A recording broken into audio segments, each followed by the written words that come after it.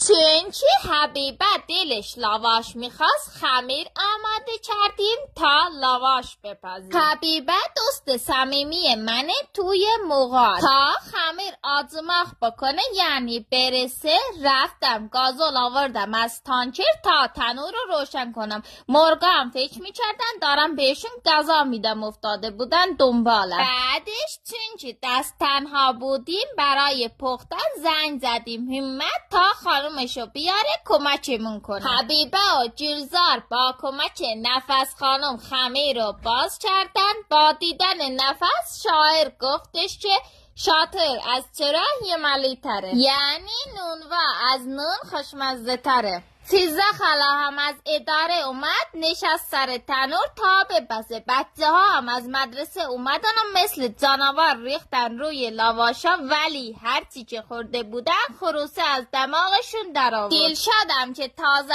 عروسمونه از روستای شوهرش بوی نون شنیده بود و اومد برای خودش و آقا داماد بله گرفت و رفت. ما به لقمه بله میجیم. چونچه هوا زود تاریک شد بقیه همسایه ها هم اومدن کمک و همونجا سر تنور نون پنیر خوردیم. از روی نون پنیر هم شهن خالا یه دونه چای تنوری برامون گذاشت که بخوریم.